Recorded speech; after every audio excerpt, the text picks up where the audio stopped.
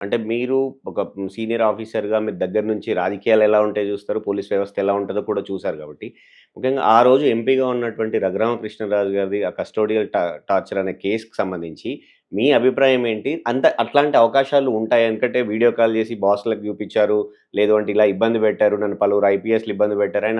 ఆయనే స్వయంగా మ్యాజిస్ట్రేట్‌కి చెప్పడం కావచ్చు, మీడియా ముఖంగా చెప్పడం కావచ్చు, ఇప్పుడు ఎంక్వైరీ అడిగి మరి ఆయన రిక్వెస్ట్ చేసి మరి చేయిస్తున్నారు కదా! సో, ఒక సీనియర్ ఆఫీసర్‌గా దాని మీ అభిప్రాయం ఏంటి సార్? వీడియో కాల్ చేసి చూపిచ్చారు అనేది ఆయన అభియోగం. అవును సార్. నేనైతే అది ప్రత్యక్షంగా చూడలేదు కాబట్టి నేనేం చెప్పలేను గానీ, సార్.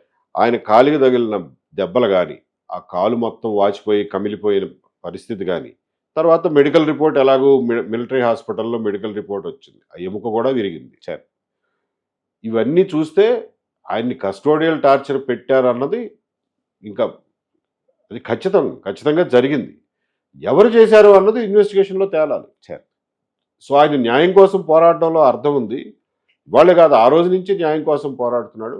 ఆ రోజు నుంచి నాకు ఆ కేసు పూర్వాపరాలు పూర్తి స్థాయిలో తెలుసు. ఇవాళ న్యాయం కోసం పోరాడుతున్న రఘురామకృష్ణరాజు గారికి పోలీస్ డిపార్ట్మెంట్ ఇన్వెస్టిగేషన్ ద్వారా న్యాయం చేయాలి.